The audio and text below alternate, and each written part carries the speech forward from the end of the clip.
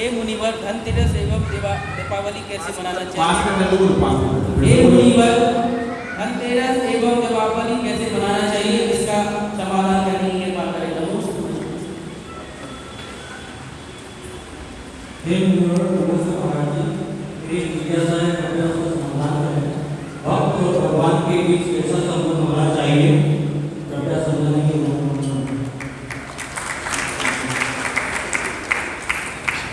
ओम नमः सिद्धेभ्यः।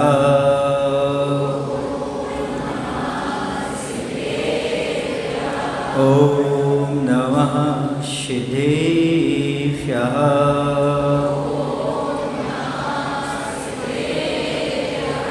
कौनिनमुक्कारम् अर्हन्ताडमतहेव सिद्धाडम् आर्यवच्छायाणं लोयं ये सौसाहुरं लोयं ये सौसाहुरं।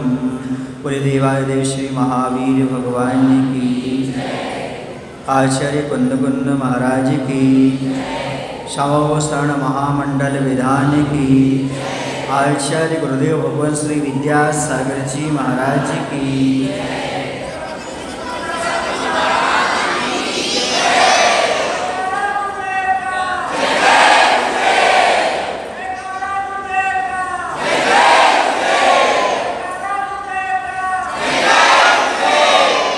वर्षों से जयकारा लगाते आ रहे हैं, वर्षों से धनतेरस दीपावली मनाते आ रहे हैं, लेकिन कुछ ऐसे लोग भी हैं जिन्हें ज्ञात नहीं है कि धनतेरस क्यों मनाते हैं, दीपावली क्यों मनाते हैं।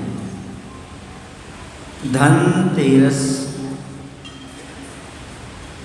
के दिन भगवान महावीर ने समोषण का त्याग कर दिया था,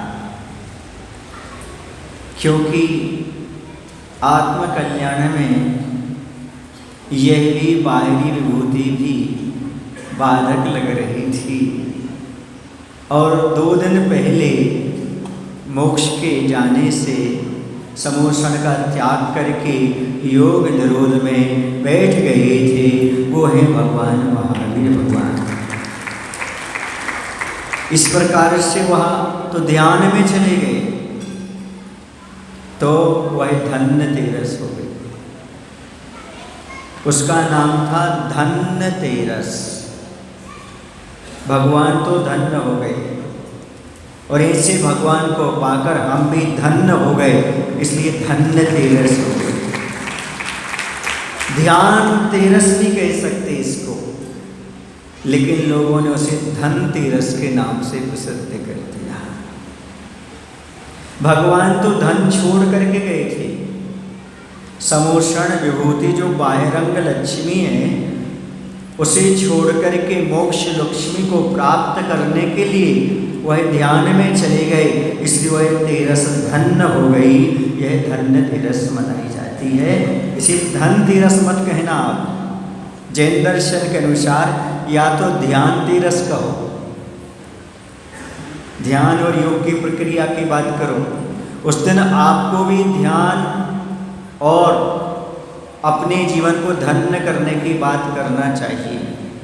यदि आप अपने आप को ध्यान में लीन नहीं कर सकते, तो अच्छे से पूजन और विधान करना चाहिए। धनतेरस को क्या करना चाहिए, क्या नहीं करना चाहिए। बहुत सारे लोग बाजार में जाकर के बर्तन वगैरह खरीदते हैं। कुछ लोगों की मान्यता है कि अच्छे अच्छे बर्तन खरीदने से घर में लक्ष्मी आती है, पर याद रखो बंधु, लक्ष्मी पुण्य के माध्यम से आती है। आपको यदि खरीदना ही है तो स्टील के बर्तन बिल्कुल मत खरीदना। लोहे को, स्टील को निम्न धातु मानी गई है, और निम्न धातु कभी भी अपने घर नहीं लाना चाहिए। शुभ मुहूर्त में धनतेरस को कभी भी निम्न धातु घर में नहीं लाना चाहिए। दूसरी बात मैं आपको बता दूं, यदि लाना है तो अच्छे से पूजन के बर्तन लाने का प्रयास करिए, वो भी चांदी सोने के लाइएगा। सोने की ला सकते हैं, चांदी की ला सकते हैं, लेकिन चांदी के बर्तन लाओ। किसके लिए? पूजन करने के लिए, भोजन करने के लिए नहीं, पूजन करने के लिए। जो भगवान आत्मकल्याण में प्रवृत्त हो गए, जो मुनिराज आत्मकल्याण में लगे हुए हैं, उनकी पूजन करने के लिए अच्छे से पूजन बर्तन का सेट अपने घर में लाना चाहिए। या फिर अच्छी जाप माला लाओ, जिससे आप ध्यान कर सको, जाप कर सको और अपने पाप और संताप को दूर कर सको। यदि आपके नगर में साधु परमेष्ठी हैं तो उनका सानिध्य प्राप्त करो, उनको दान दो, उनके प्रवचन सुनो और उनको ही वैयावृत्ति करो। यही भी आपका धनतेरस हो जाए। वैसे तो भगवान कह रहे हैं 1301 तेरस को, वो कह रहे हैं 1301, 13 मात्र एक आत्मा है, उसको प्राप्त कर लो। धनतेरस अपने आप में महत्वपूर्ण हो जाएगी आपकी। धनतेरस आप मनाइएगा, धनतेरस कभी मत मनाइएगा। अब देखिएगा, अगली बात हम कहना चाहेंगे दीपावली। जैनी बंधुओं की जो दीपावली होती है वह अमावस्या के दिन से ही प्रारंभ होती है, क्योंकि भगवान महावीर का निर्माण हुआ था। वही भी अमावस्या के प्रातः प्रत्यूष वेला में स्वाति नक्षत्र में भगवान को निर्वाण की प्राप्ति हुई थी। भगवान महावीर मोक्ष पधारे थे, इसलिए दीपावली पर्व मनाते हैं। उस दिन प्रातःकाल आपको भी उठ करके, जैसे भगवान ध्यान में थे, चौथा शुक्ल ध्यान हुआ, 5 ह्रस्व स्वर इतना बोलते उनका कल्याण हो गया। तो आप भी उस समय प्रातःकाल उठ करके भगवान का ध्यान करें, भगवान का ध्यान से ही दीपावली प्रारंभ करें। आपका नया वर्ष भी है, उस दिन से प्रारंभ होगा, तो आप लोग ध्यान से शुरू करें। और जैसे आप ध्यान से दीपावली शुरू करेंगे तो आपके सारे काम में देवता भी ध्यान देना प्रारंभ करेंगे।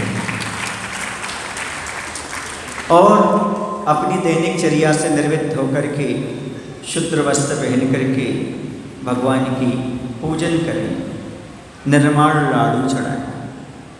और लाडू आपका प्योर होना चाहिए, मिक्सचर नहीं होना चाहिए। लाडू प्योर शक्कर का होना चाहिए और लाडू गोल नहीं होना चाहिए। सिद्ध शिला के आकार का हो तो बहुत अच्छा है। कैसे? सिद्ध शिला के आकार का होना चाहिए, ऐसा हो जाए आपका, ऐसा, समझ गए ना? तो वह इसका प्रतीक हो जाएगा कि भगवान सिद्ध शिला पधारे। उस पर एक दीपक रख लो आप, दीपक रख करके, तो भगवान सिद्ध शिला में विराजमान हो गए। इसलिए हम उनकी आराधना करते हुए मोदक माने खुश होते हुए, मोदक माने क्या होता है? लाडू होता है। और मैं मोद प्रमोद भाव से वह निर्माण उत्सव मना रहा हूँ, इसलिए मैं लाडू चला रहा हूँ। ये भक्ति का प्रतीक हो जाएगा। इस प्रकार से आप लाडू चढ़ा सकते हैं। उसके बाद पूजन का जो आपका मुहूर्त हो घर परिवार में, आप 1-1.5 बजे से प्रारंभ कर सकते हैं। 4 बजे तक बहुत अच्छा समय रहता है। 4 बजे तक अपनी पूजन कर लेना चाहिए घर में। क्यों? क्योंकि रात्रि पूजन का निषेध है। रात्र में भोजन भी नहीं करते तो रात में हम पूजन भी नहीं करते। देवतागण भी रात्रि में पूजन नहीं करते। समझ रहे आप लोग कि नहीं? ये बात अलग है, समोषण में नंदीश्वर द्वीप में रात दिन का भेद नहीं होता, लेकिन आपके यहाँ तो होता है ना। और आपके पास कोई दिव्य सामग्री भी नहीं है, आपको सब सामग्रियाँ तैयार ही करना पड़ती है। इसी दिन में ही आप पूजन करें। और सबसे अच्छा है शाम को 64 रिद्धि धारी मुनिराजों की, क्योंकि गणधर परमेष्ठी को संध्या काल को केवल ज्ञान की प्राप्ति हुई थी। और आप लोग 4 बजे के पहले भी ये काम संपन्न कर सकते हैं। यदि आपके नगर में मुनि महाराज हैं तो उनसे निवेदन कर सकते हैं, महाराज आप 64 रिद्धि का मंत्र का उच्चारण कर दीजिएगा। हम 16 दीपक रख लेते हैं, 16 दीपक में और 4 बाती कर लेते हैं। 16 चौका 64, आप एक मंत्र पढ़ेंगे, हम एक बाती प्रज्वलित करेंगे। 64 रिद्धिधारी की आराधना। और आप उस मंत्र भी बोल सकते हैं, अपने घर में भी इस मंत्र का उच्चारण कर सकते हैं। आप चाहते धन लक्ष्मी आए, आप चाहते घर में समृद्धि बढ़े, सुख सफलता प्राप्त हो, सब निरोगी रहें, तो उस दिन आप एक मंत्र जाप कर सकते हैं। ओम ह्रीं अरहं चतुष्षष्टि रिद्धि संपन्न ऋषिभ्यो नमो नमः।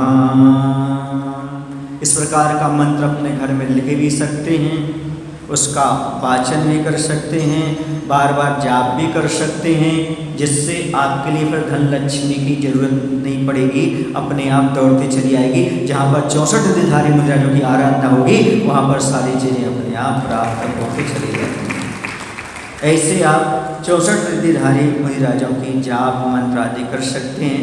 वैसे चातुर्मास में आप लोगों ने अच्छी तरह से 64 रिद्धियों का जाप एक एक दिन एक एक रिद्धि का अच्छे से किया है। उसका फल और परिणाम आप देख भी रहे हैं और आगे भी आपको देखने के लिए मिलेंगे, ये निश्चित है। इसलिए दीपावली इस प्रकार से आप मना सकते हैं। अगली बात मैं कहना चाहता हूँ, संध्या काल को गणेश और लक्ष्मी दो की मान्यता इस संसार में है। गण के जो ईश होते हैं वो गणेश होते हैं और गणधर परमेष्टि हमारे गणेश हुआ करते हैं। और जिन्हें केवल ज्ञान की प्राप्ति हुई थी, यानी केवल ज्ञान रूपी लक्ष्मी मिली थी, इसलिए गणेश और लक्ष्मी की संसार में पूजा हुआ करती है। तो हमारे गणेश कौन है? गणधर परमेष्टि। और लक्ष्मी कौन है? केवल ज्ञान रूपी लक्ष्मी। ऐसी केवल ज्ञान रूपी लक्ष्मी की पूजन करें और गणधर परमेष्टि रूपी गणेश की पूजन करें, आपकी पूजन संपन्न हो जाएगी, दीपावली आपकी बन जाएगी। दीपक ही क्यों जलाते हैं? दीपक इसलिए जलाते हैं, दीपक ज्ञान का प्रतीक है और भगवान को केवल ज्ञान की प्राप्ति हुई थी, इसलिए आप 5 दीपक भी जला सकते हैं। और दीपावली की पूजन की पुस्तक वगैरह आप लोगों के पास होंगी पहले से, आपको क्या दीवार पर लिखना है, क्या करना है, सारी चीज़ें। नहीं तो भैया जी आपको सारी चीज़ें बता देंगे कैसे कैसे करना है, ठीक है ना। तो गणधर परमेष्टि, केवल ज्ञान रूपी लक्ष्मी और भगवान महावीर, इन तीनों की अच्छे से आराधना पूजन दीपावली को आप लोगों को करना है। और इस बार तो 2550वां निर्माण महोत्सव है, इसे तो और अच्छे से मनाना चाहिए। आप लोगों का सौभाग्य है कि भगवान योग निरोध पर गए और समोसन का विघटन हुआ, वैसे ही बेंगलोर में भी होने वाला है। धनतेरस के दिन भगवान निकल जाएंगे, यहाँ पर समोसन का विघटन हो जाएगा। आप लोगों ने तो साक्षात स्थापना निक्षेप से धनतेरस मना ही लिए, मान के चलो, और दीपावली मना ली। कुछ लोग तो ये कह रहे थे, महाराज जी अब दीपावली और धनतेरस जब मनाएंगे, लेकिन अभी तो हम लोग निरंतर 5 दिन से दीपावली ही मना रहे हैं, ऐसा आनंद का अनुभव है। दीप स्वपर प्रकाशी आत्मा का प्रतीक होता है, इसलिए दीपक जलाया जाता है। वो याद दिलाता है कि हम भी केवल ज्ञान को प्राप्त कर सकते हैं। अंधकार पर प्रकाश की विजय का प्रतीक है, बुराइयों को जीतने का प्रतीक है, इसलिए दीपक जलाते हैं। दीपक की तरह हम स्वयं जल करके, सुन रहे हो, दीपक की तरह हम स्वयं जल करके दूसरों की भलाई करें, ये दीप हमारे लिए शिक्षा देता है। एक संकल्प लो, जीवन में कुछ नया करेंगे, एक प्रेम का दीप जलाना, खुद हंसना और सभी को हंसाना, यह दीपावली पर्व इस तरह से मनाना। अगली बात कहना चाहता हूँ, दीपक की इतनी बात हमने आपसे कही, आप लोग घर की साफ सफाई करते हैं दीपावली को, लेकिन बेंगलोर वाले कुछ अलग ही करेंगे। क्या करेंगे? घर की सफाई के लिए तो वक्त इनको है नहीं, मन की सफाई में लगे हुए हैं, मन की सफाई करें। और दीपावली को मन की सफाई हो जाए और सबके घर में प्रेम का वास हो जाए, प्रेम का दीपक जल जाए, समझो दीपावली मनाना सार्थक हो गया। दीपावली का त्योहार कुछ ऐसा मनाना चाहिए, दीपावली का त्योहार कुछ ऐसा मनाना चाहिए, नफरत की दीवारों को गिरा देना चाहिए, नफरत की दीवारों को गिरा देना चाहिए। समाज और परिवार के हित में बंधुओं, समाज और परिवार के हित में बंधुओं, सभी को प्रेम के दीप जला देना चाहिए, प्रेम के दीप जला देना चाहिए। दीपावली का त्योहार कुछ इस तरह मनाना चाहिए। जिसके घर में प्रेम का दीपक जल गया, समझो उसके यहाँ दीपावली अच्छी तरह से बन गई। हर घर में हो उजाला, आए न रात काली, हर घर में हो उजाला, आए न रात काली, हर घर में खुशियाँ, हर घर में हो दिवाली, हर घर में खुशियाँ और हर घर में हो दिवाली। और आप कह देना, कह दो अंधेरों से, कह दो अंधेरों से हमारी समाज में ना आए, कह दो अंधेरों से हमारी समाज में ना आए, क्योंकि हमारी समाज में प्रेम के दीप जल चुके हैं, प्रेम के दीप जल चुके हैं। जहाँ प्रेम के दीप जलते हैं वहाँ पर कभी अंधेरा आता नहीं, अपने आप समाप्त हो जाता है। हमें दीप से दीप नहीं जलाना, दीप से दीप जहाँ जले उसे नहीं कहते दिवाली, दीप से दीप जले उसे नहीं कहते दिवाली, बल्कि उदास चेहरे खिल उठें उसे कहते हैं हम दिवाली। जहाँ फटाके चलें, जहाँ फटाके चलें और मिठाई बटे उसे नहीं कहते दिवाली, बल्कि जहाँ दिल से दिल मिले उसे कहते हैं सच्ची दिवाली, उसे कहते हैं सच्ची दिवाली। अब एक आप लोगों के लिए संदेश है। जो व्यक्ति अभी धर्म से दूर हैं उनसे कहना चाहता हूँ, बच्चों से भी कहना चाहता हूँ, भूल करके फटाके मत चलाना। क्यों नहीं चलाना? सबसे पहले तो वास्तु दोष है। ज्योतिष शास्त्र में बारूद का दिखना, बारूद का रखना, बारूद का जलाना अशुभ माना जाता है। चाहे बारूद घर में दिख जाए, चाहे बारूद को जला दो, चाहे कुछ भी करो, अशुभ माना जाता है। और धनतेरस, दीपावली शुभ मुहूर्त है, वहाँ अशुभ मत लाओ। कभी भी घर में बारूद तो लाना ही नहीं चाहिए। उसको चलाना, उसका उपयोग करना, दुरुपयोग करना वो तो अलग की बात है, लेकिन लाना ही निषिद्ध है। और यदि आप फटाके चलाते तो जीव हिंसा होती है, और कभी भी भगवान के मोक्ष गमन पर आप जीव हिंसा करेंगे तो आप भगवान के भक्त कभी कहला नहीं सकते।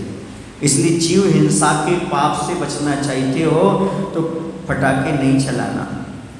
अगली हानि हो जाती है फटाके चलाने से, जन जन की हानि हो जाती, जन की भी और धन की भी। किसी की आंखें फूट जाती, किसी के शरीर में जलन हो जाती, कोई अलग चीज़ हो जाती है, उससे भी बचना। प्रदूषण बढ़ता है, प्रदूषण बढ़ाने में आपका हाथ होगा, वो भी आप पाप लगेगा। और अगली बात, पशु पक्षियों को भय उत्पन्न होता है, इसलिए कभी भी फटाके नहीं चलाना चाहिए।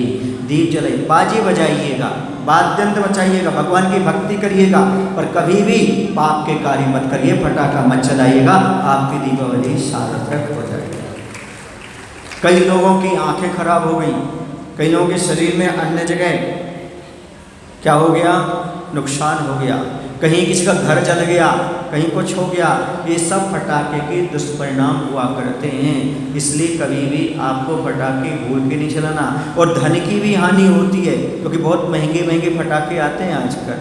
धन भी, जन भी, और बहुत सारे परिवार की भी और वस्तुओं की भी हानि होती है। इसलिए कभी भी भूल कर ही फटाके मत चलाना।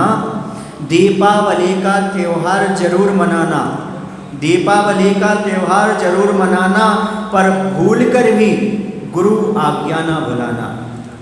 पर भूल कर भी गुरु आज्ञा ना भुलाना, होगा घर में धन अपार बंधु, होगा घर में धन अपार बंधु, भूल कर भी कभी पटाखे मत चलाना, भूल कर भी कभी पटाखे मत चलाना। संकल्प कर लेना अपने जीवन में, चाहे कुछ भी हो जाए, हमारे लिए पटाखे नहीं चलाना। पटाखे हमारे लिए पाप बनने के कारण हैं, दूसरों को कष्ट पहुंचाने वाले हैं, दुख पहुंचाने वाले हैं, इसलिए हम भूल कर भी पटाखे नहीं चलाएंगे। दीपावली में इतना कार्य करने योग्य है और कितना कार्य नहीं करने योग्य है वो हमने आपको बता दिया। दीपावली में एक अच्छा शुभ नियम लें, और दीपावली को सबसे अच्छा शुभ दिन इसलिए मैं कह रहा हूँ, नया वर्ष जैसा है, वीर निर्माण हुआ, तो उस दिन आप कुछ करो या ना करो, शुभ लाभ अवश्य लिखो।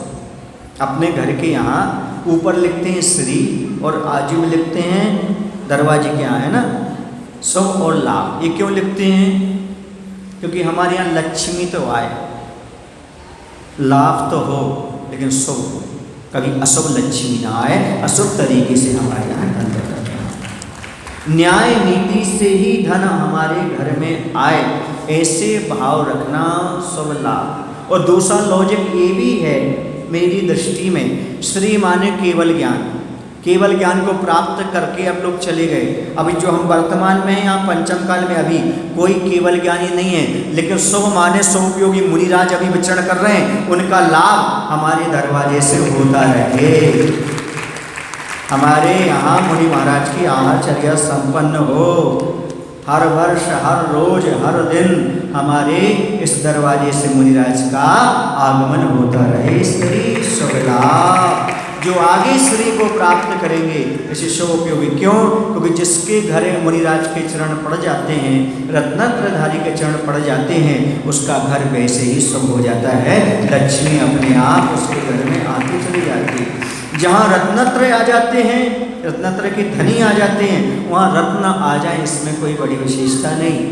पहले तो मुनिराजों के आहार होते थे तो पंचाश्चर्य होते थे, उसके आंगन में रत्नों की वर्षा हुआ करती। इसलिए दीपावली हुई, रक्षाबंधन पर्व हुआ, महावीर जयंती हुई, अक्षय तृतीया, इन 4 पर्वों में आप लोगों के लिए अतिथि संविदा व्रत का पालन करना चाहिए। शुद्ध भोजन करके मुनियों को प्रदान करना चाहिए। कम से कम वर्ष में 4 दिन का संकल्प तो ले लो कि 4 दिन हम वर्ष में शुद्ध भोजन करेंगे, अतिथि संविदा व्रत का पालन करेंगे। वह 4 दिन कौन कौन से हो जाएंगे? महावीर जयंती, दीपावली, अक्षय तृतीया पर्व और रक्षाबंधन पर्व, ताकि सृष्टि को मालूम पड़े जैनों के विशेष पर्व हैं, विशेष पर्व हैं। हर घर में चौक पुराओ, बिना चौक पुराए दीपावली को नहीं रखना, चौक जबर अवश्य पुराना। क्यों? क्योंकि इसमें ये आपके लिए शुभ संकेत हैं कि आप अपने घर के सामने चौक क्यों पुरा रहे हैं? क्योंकि हम अतिथि संविदा व्रत का पालन करने वाले हैं। दूसरी बात, आज हमारे यहाँ 2 काम हुए थे। भगवान को मोक्ष हुआ था और गौतम स्वामी को केवल ज्ञान की प्राप्ति हुई। इस प्रकार से दीपावली का पर्व, और पहले दिन हमेशा शुभ काम करना चाहिए। पहले दिन अच्छे से आप शुभ काम करिएगा। चलिएगा दूसरी शंका के समाधान पर चलते हैं। दूसरी शंका है, भक्त का भगवान से कैसा संबंध होना चाहिए? आप सभी संबंधी हैं, किसी के आप समधी हैं, किसी के आप समधी हैं, लेकिन भगवान के ऐसे संबंध स्थापित करना है। ठीक मेरे मन में प्रश्न उठ रहा है, लगन के बिना संबंध नहीं होता है। लगन जानते हैं आप लोग? लगन फलदान क्या बोलते हैं आप लोग इसको? यदि आप किसी संबंध स्थापित करने जा रहे हैं तो कहते भी नहीं इतनी तारीख की लगन है, लगन में आ जाना, लगन में आ जाना। आप लगन में क्या लेकर के जाते हैं? आप लोग क्या रखते हैं लगन में? कम से कम जेनी होंगे तो 21 थाली तो रखते ही रखते हैं। कितनी थाली? कोई 11 भी रख लेता है, 11 थाली रहती है। एक में वस्त्र रहता है, एक में अलग प्रकार के फल, दूसरे में अलग प्रकार के फल, एक में बादाम, एक में मखाने। देखो होता है ना, मैंने देखा है किसी और की लगन में, मैंने देखा है इस प्रकार का रखा रहता, पैसे भी रखे रहते हैं। तो कम से कम 11 थाली तो मिनिमम, मैक्सिमम की नहीं बता रहा हूँ, उसमें सोना चांदी भी रखा रहता है एक थाली में, है। जितना जितना याद आता जा रहा मैं आपको बता दे रहा हूँ इस प्रकार का, बाकी आप याद कर लेना, रखे रहते हैं। क्यों? अमरूद भी रखे रहते, फल तो रखे रहते हैं सब प्रकार के। अब देखिएगा ये क्यों? क्योंकि हम लगन लगाने जा रहे हैं, जिससे एक जीवन का संबंध बनाने जा रहे हैं, उससे हम 11 थाली लेकर के लगन लगा रहे हैं। अब मैं पूछना चाहता हूँ, आप भाव का संबंध बनाने के लिए कितनी थाली सजा कर रहे हैं? बस भक्त और भगवान का संबंध वैसा होना चाहिए, अच्छे से तन मन धन से पहले समर्पित हो जाना चाहिए। जब तक भगवान से लगन नहीं लगेगी तब तक संबंध नहीं होगा, और जब तक संबंध नहीं होगा तब तक सुधार नहीं होगा, जब तक सुधार नहीं होगा तब तक कल्याण नहीं होगा। ये पक्का है। जैसे परिवार में पहले कनेक्शन फिर करेक्शन, वैसे यहाँ पर पहले भगवान से लगन, फिर संबंध, फिर पूजन, गुणानुराग, फिर सुधार, सुधार के बाद कल्याण ही निहित है और कुछ भी नहीं। ये सारा का सारा रास्ता आपके सामने है। एक है जीव की आजीविका का निर्वाह करना और दूसरा है जीव का उद्धार करना। जीव की आजीविका के लिए आप 3 चीज़ों को बहुत इम्पोर्टेंट समझते हैं, बाकी समझे या ना समझे 3 को तो इम्पोर्टेंट समझते हैं आप। बता दो 3 कौन सी हैं? ऑक्सीजन। ऑक्सीजन के बिना आप कितने मिनट रह पाते हैं?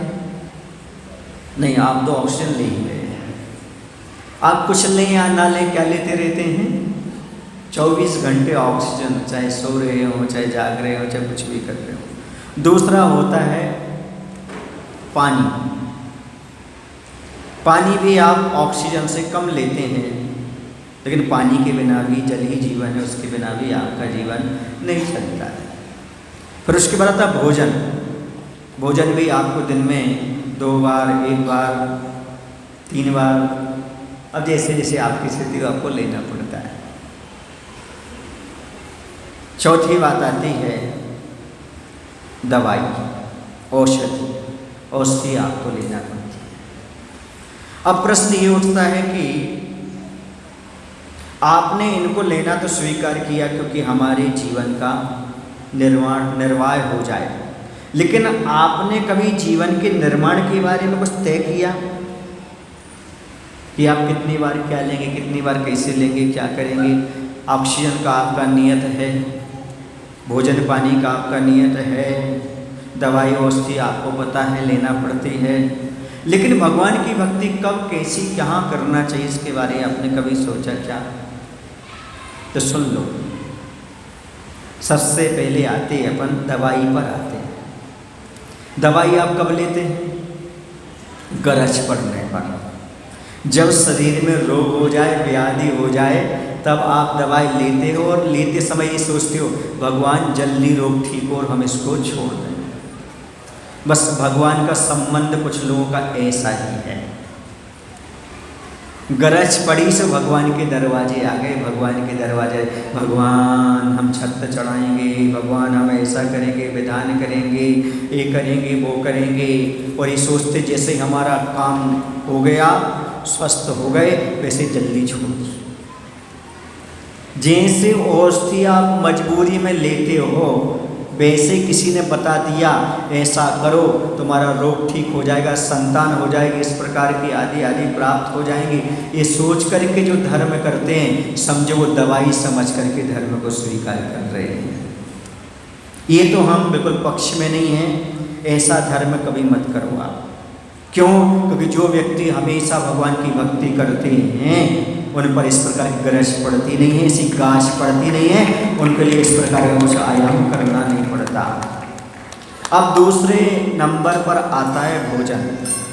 भोजन कितने बार करते हैं आप लोग? कम से कम 3 बार तो मान लें। क्यों भाई? क्योंकि आपके पास कोई व्रत नहीं, कुछ नहीं, 3 बार तो आप कुछ ना कुछ खा लेते हैं। कम से कम कह रहा हूँ, मौका तो मालूम है आप लोग कितने बार खाते हो, कम से कम 3 बार तो आप खा लेते हैं। तो क्या भगवान की भक्ति आप दिन में 3 बार करते हैं क्या? पूर्व मध्य अपराह्न के वेला पूर्वाचार्यों के अनुसार देव वंदना करो भाव सो सकल कर्म के। ये पढ़ते हैं कि करते हैं?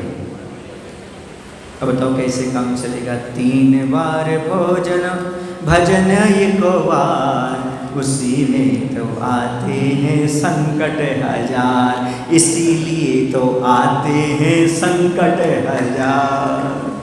3 बार भोजन करो और 1 बार भजन करो। अब संकट नहीं आएंगे तो क्या आएंगे? आपका संबंध भोजन से जितनी बार है उतनी बार यदि भजन से हो जाए तो आपका सही संबंध भगवान से हो जाए। भोजन को जितना आप इम्पोर्टेंट मानते हैं उतना इम्पोर्टेंट यदि आप भजन को मानेंगे तो आपका कल्याण हो जाएगा। अच्छा ये बताओ, जब आप भोजन करते हो, भोजन करने के बाद कितने समय तक आपको भूख नहीं सताती? कितने घंटे बता दें? 4 घंटे मान लो, ठीक है। वैभव ने कह दिया तो मैंने मान लिया। उन्होंने कह दिया कि महाराज 4 घंटे तक भूख नहीं लगती। बस जैसे भोजन का परिणाम ये निकला कि 4 घंटे तक भूख नहीं लगती, वैसे एक बार पूजन का परिणाम ये निकलना चाहिए 4 घंटे तक पाप में मन न लगे तो आपकी पूजन सार्थक है। 4 घंटे तक राग देश से आप बच जाओ, 4 घंटे तक आपाधापी की जिंदगी से बच जाओ, 4 घंटे आपको भगवान के अलावा कुछ नजर ना आए तो समझना आपकी पूजन करना सार्थक है। क्योंकि भोजन करने के बाद डकार भी आती रहती है, समझ रहे ना? उसका अलग आनंद स्फूर्ति रहती है। जैसे स्फूर्ति बन जाती है वैसे ही पूजन करने के बाद आपके अंदर स्फूर्ति आ जाए तो समझो आपका पूजन करना सार्थक है। इसे 3 बार कम से कम भगवान की पूजन करना चाहिए, सही संबंध स्थापित करना चाहते हो तो। आप कम से कम इस प्रकार के भोजन की भांति तो कर सकते हो। अब चलिए आगे चलते हैं। तीसरी बात कौन सी है? पानी। पानी आप दिन में कितनी बार पी लेते हो? 30 बार? हाँ, 5 बार तो पी लेते होगे कम से कम, 5-6 बार। हाँ, बच्चे तो 30 बार पी लेते होगे, तो सही कह रहे हैं, ऐसे कोई बात नहीं है। लेकिन आप 5-6 बार तो आराम से पी लेते हो। अब बताओ पूजन कितनी बार करते हैं आप? भजन कितनी बार करते हैं आप? माला कितनी बार फेरते हैं आप? विचार करो। अब बताओ पानी जैसा हमने नहीं माना, भोजन जैसा हमने नहीं माना, पानी के बिना आप आकुल व्याकुल हो जाते हैं। हे प्रभु तुम बिन में व्याकुल भयो जैसे जल बिन नीर। ये कहते मात्र हो कि वास्तव में भगवान के सामने हाथ जुड़े रहते हैं और हृदय किसी और से जुड़ा रहता है? कैसे आकुल व्याकुल होते भगवान के बिना? बोलो।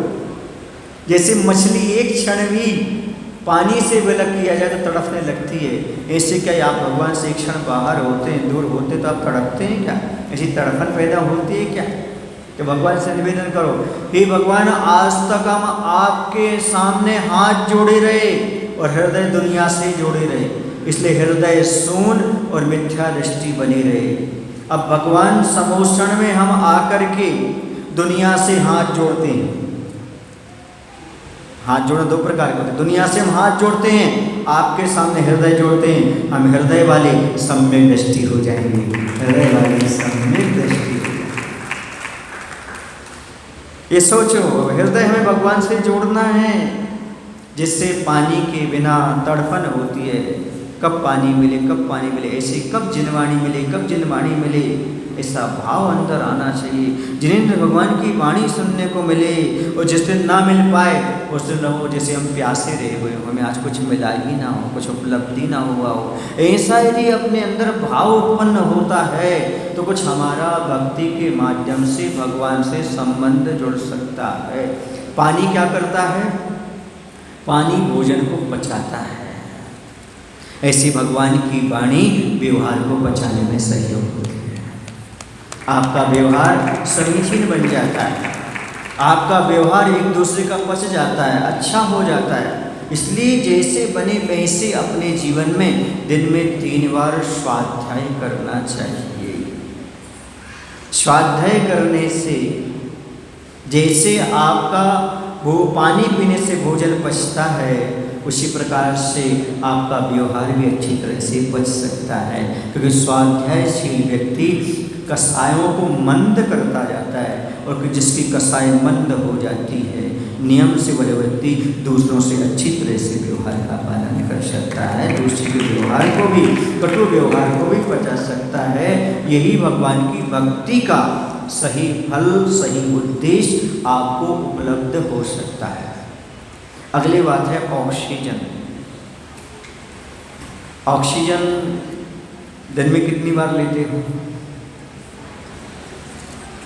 महाराज ये बताओ कितनी बार नहीं लेते? बाकी सब ठीक है। कौन सा पल है जिस पल आप श्वास नहीं ले रहे? श्वास में श्वास ले रहे आप। बस ये कहना चाहता हूँ, जैसे आप हर पल श्वास लेते हो वैसे हर श्वास में भगवान का नाम लो। ये सही संबंध है। भगवान की भक्ति करो, एक श्वास भी वृथा ना जाए तो समझो आपका भगवान से सच्चा संबंध है। यही अंतिम संबंध आपके जीवन में होना चाहिए। ऑक्सीजन जैसा संबंध हो। आवश्यकता नहीं, आवश्यकता पर संबंध नहीं होना चाहिए, बल्कि ऑक्सीजन जैसा संबंध होना चाहिए। जैसे हम बिना सांस लिए एक पल नहीं रह सकते, वैसे ही भगवान का नाम लिए भी एक श्वास वृथा नहीं जाने दें, तभी आपका भगवान से सही संबंध स्थापित हो सकता है।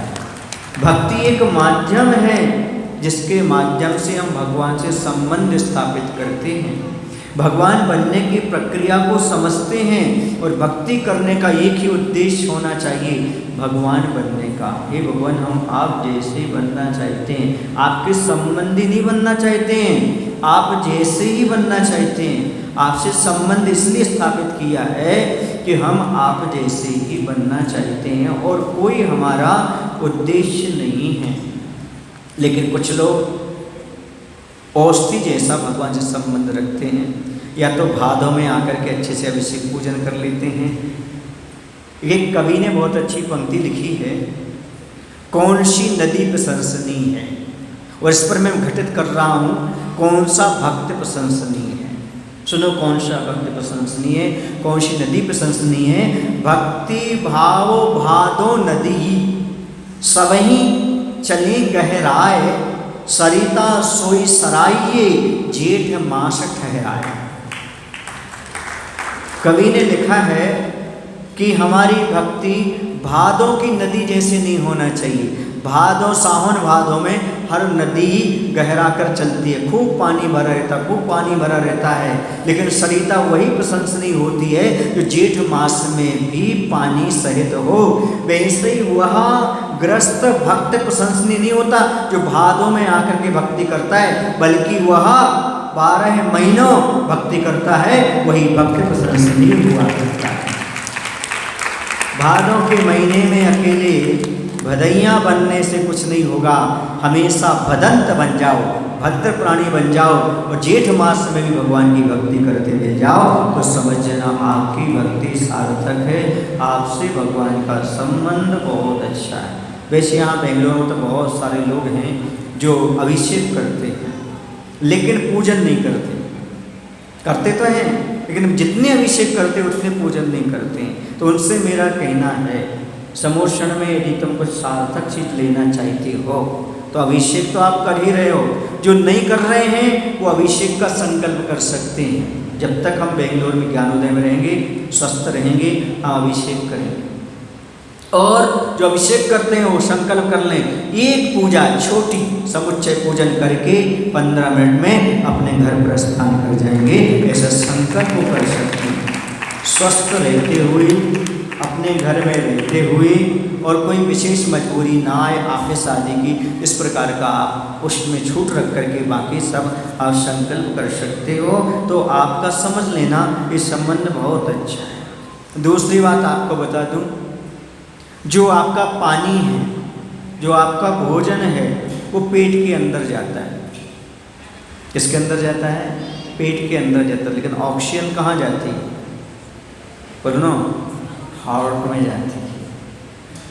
तो हमारा पेट तक संबंध ना रहे भगवान से, हमारा संबंध हृदय तक पहुंच जाए, इसलिए ऑक्सीजन की भांति भगवान की भक्ति को महत्व दीजिएगा।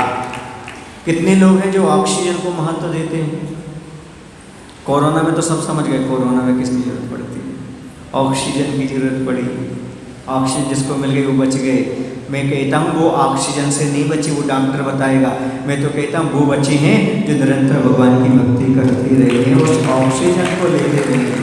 भगवान की भक्ति रूपी ऑक्सीजन को लेते जाओ, तुम्हें वेंटिलेटर पर जाना ही नहीं पड़ेगा, कृत्रिम ऑक्सीजन लेना ही नहीं पड़ेगी। जो भगवान की ऑक्सीजन जैसी भक्ति करते, उनका नाम लेते हैं, उन्हें वेंटिलेटर पर नहीं जाना पड़ता है, उन्हें कृत्रिम ऑक्सीजन की आवश्यकता नहीं पड़ती। भगवान की भक्ति ही ऑक्सीजन का काम करती चली जाती है। तो भगवान के प्रति संबंध स्थापित करना है, भगवान के प्रति भक्ति हमें रखना है, तो इस प्रकार की भक्ति रखना चाहिए। समझ आया रहा आपको? कई बार ऐसा लगता है बुजुर्गों से बच्चे ज़्यादा भक्ति कर लेते हैं। पूछो क्यों? क्योंकि बड़े लोग भगवान से मांगने आते हैं और छोटे बच्चे भगवान से मिलने आते हैं।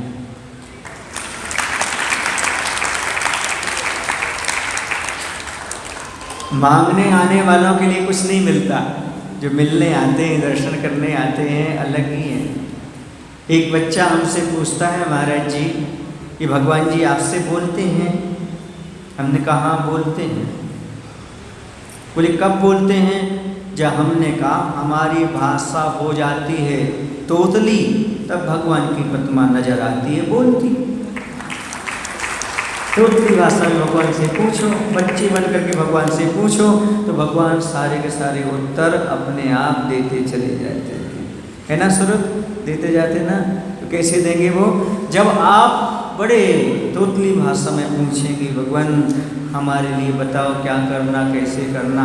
भगवान बोलेंगे तो नहीं, लेकिन बिना बोले आपको रास्ता जरूर मिल जाएगा। रास्ता विशेष होता है, क्योंकि भगवान की भाषा देवताओं को जल्दी समझ में आ जाती है। इसे देवता भाषा में ट्रांसलेशन करके मागन जाते कि आपके बीच में भेज देते हैं। और जब आप भगवान की ऐसी भक्ति करोगे तो देवता तो आपकी पूजा करने के लिए तैयार ही रहेंगे। नतमस्तक। क्यों? क्योंकि जिन जिन ने भगवान की भक्ति और पूजन की है, देवताओं ने आकर के उनके ऊपर पुष्प वृष्टि की और उन्हें कहा है धन्य है आप मनुष्य होकर के भी इस प्रकार की भगवान की भक्ति कर रहे हैं, आराधना कर रहे हैं। इस प्रकार का भाव आपके अंदर है। याद रखना, समोषण लगना एक भाग्य की बात है और मंदिर मिलना एक भाग्य की बात है। भगवान मिलना भाग्य की बात है, लेकिन उनकी भक्ति करना, विधान में बैठना, ये सौभाग्य की बात है। मंदिर के पास मकान होने से कुछ नहीं होता, बल्कि अंदर भगवान की भक्ति हो तभी कुछ कार्य करता है। इसलिए आप लोग सौभाग्यशाली हैं जो यहाँ बैठ कर के भगवान की भक्ति कर रहे हैं। और भगवान से एक ही प्रार्थना करो और कुछ प्रार्थना मत करो। भगवान हमारा आपसे संबंध ऑक्सीजन की भांति हो जाए। एक क्षण भी ऐसा व्यतीत ना हो जिस समय आपका मुख से, हृदय से, वचन से, काय से कहीं ना कहीं आपकी स्तुति वंदना ना कर पाए। हमारे श्वास श्वास में आपका नाम निकलना चाहिए। हे भगवान, अंत समय हमारा कंठ अवरुद्ध ना हो जाए। हम हमेशा जब इस प्रकार की भक्ति करेंगे तो हमारा कंठ अवरुद्ध ना हो जाए। भगवान हमेशा अंत समय में हम नमो हरिहंताणम बोल सकें, जय महावीर बोल सकें, नमो लोहेश्वर शारदा बोल सकें। भगवान ऐसे हमें शक्ति देने की कृपा करो, ऐसी शक्ति देने की कृपा करो, ऐसी भावना पाओ। हम आप लोगों को एक संस्मरण सुना रहे हैं पूज्य मुनि श्री प्रवचन सागर जी महाराज का। वह बहुत ही उच्च कोटि के साधक थे।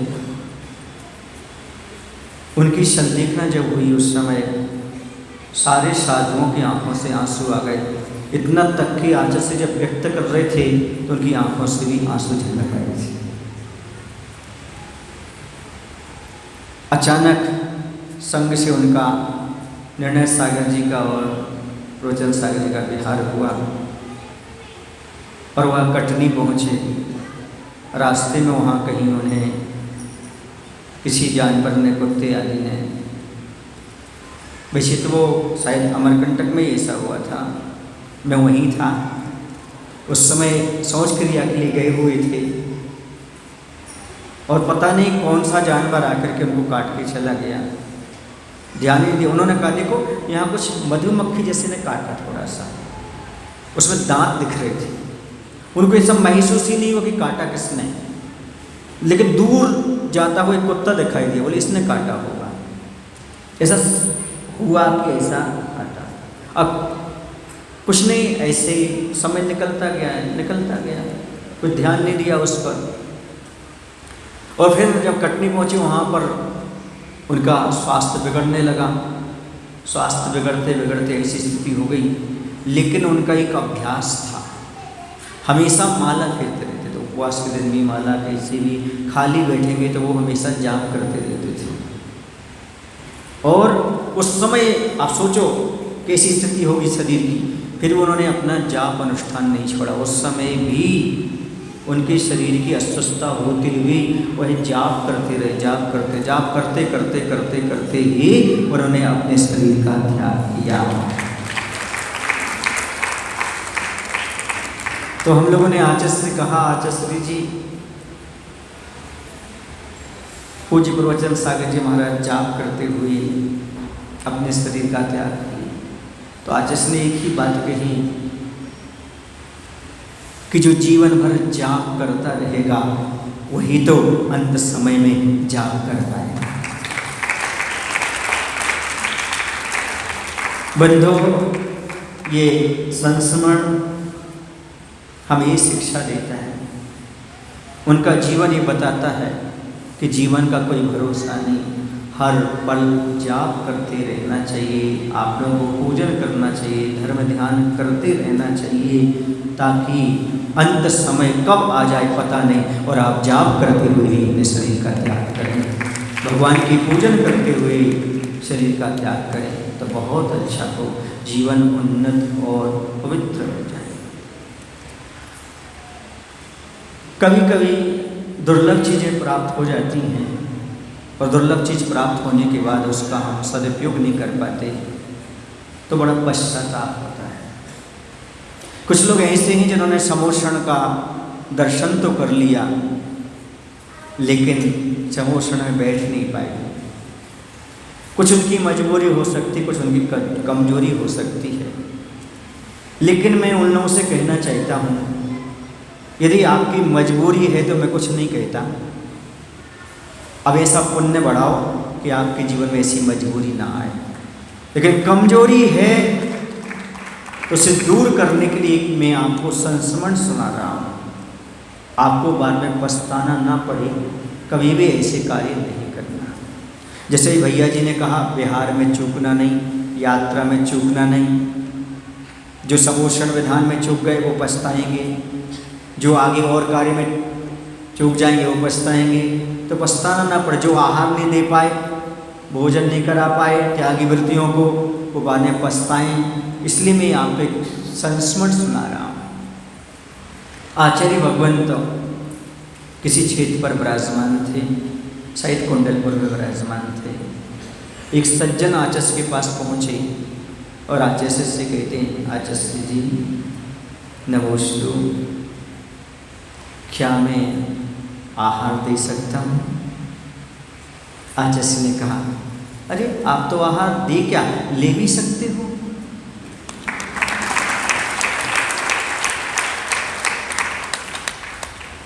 पर उसने अपना हाथ दिखाया, आगे हाथ किया, बोले आचार्य जी हमारी अंगुलियां जो है चारों मशीन से कट चुकी हैं।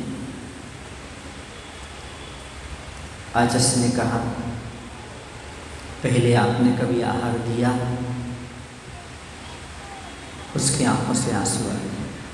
बोले महाराज जी मैंने कभी आहार नहीं दिया। बोले देखो यदि तुम पहले कभी आहार देते तो मैं आज पछताना नहीं पड़ता जब मैं आहार दे पाऊँगा नहीं दे पाऊँगा। दूसरी बात ये है यदि तुमने पहले आहार दिए होते तो आज तुम्हारी अंगुलियां कटती नहीं, सुरक्षित रह जाती। वह पुण्य आपके काम है। आज अब तुम आहार से वंचित हो गए, आहार नहीं दे पा रहे हो। अब आचार्य ने जो बात कही उसको मैं आपको सिद्ध करके बता रहा हूँ। एक दिनेश जी पंडित जी हैं महाराजपुर में। कभी महाराजपुर जाओ या आपको मिल जाए तो सागर जिले में बीना बारे के पास ही है, 10-15 किलोमीटर के भीतर ही है। पंडित दिनेश जी वो हमेशा बीना बारे में आकर के पड़गाहन करते, आहार देते, शादियों के साथ जाते, हॉस्टल अभी भी करते हैं वो। ऐसा हुआ कि उन्होंने बचपन से काम किया, मैंने ब्रह्मचारी अवस्था से ही उनको देखा। और 2 व्यक्तियों की आपस में लड़ाई हो रही थी। तो जो कि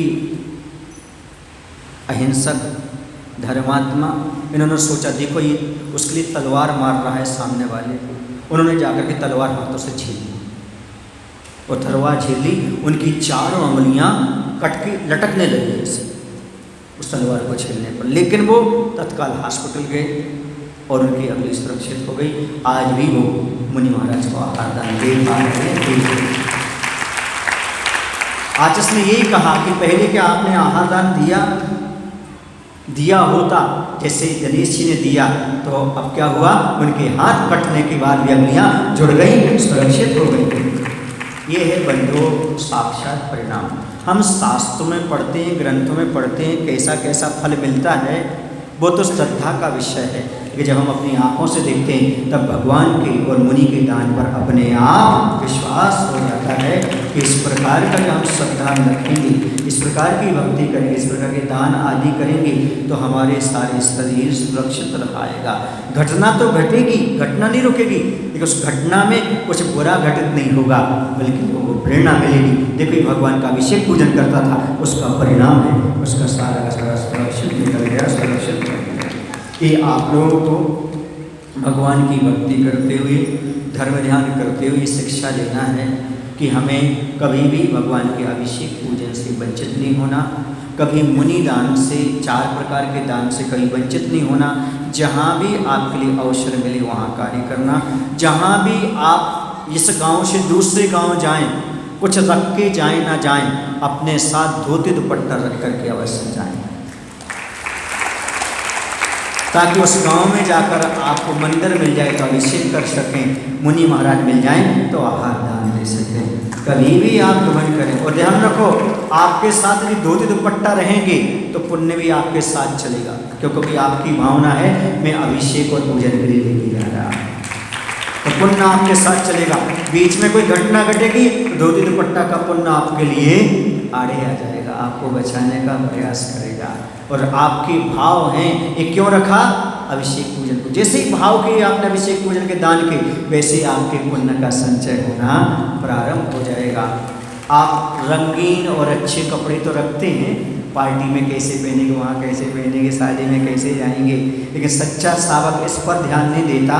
सच्चा सावक धोती दुपट्टा और शुद्ध साड़ी पर ध्यान देता है, उसे लेकर के अवश्य कहीं भी जाता है।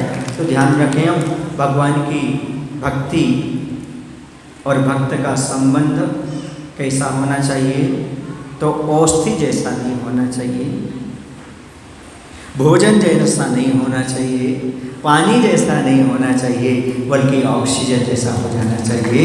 ये आज के ऑक्सीजन लेकर के आप जाएं और भगवान से प्रार्थना करता हूँ आपको कभी ऑक्सीजन, कृत्रिम ऑक्सीजन की जरूरत ना पड़े, हमेशा भगवान की भक्ति करते हुए आपकी अंतिम सांस में बोले महावीर भगवान की जय। आचार्य गुरुदेव भगवान श्री विद्यासागर जी महाराज की जय। पूज्य ऋषि बुद्ध सागर जी महाराज की। हे प्रभु, हम सभी को इतनी शक्ति, इतनी बुद्धि देने की कृपा करो ताकि हम प्रतिदिन भगवान का अभिषेक, पूजन एवं मुनि दान, 4 प्रकार के दान करते रहें। अंत समय ये सारी क्रिया करते हुए मुख से आपका नाम निकालते हुए शरीर को छोड़ें। ऐसी शक्ति, ऐसी बुद्धि देने की कृपा करें। नमोस्तु भगवान। श्रावक से ही आपकी शंका का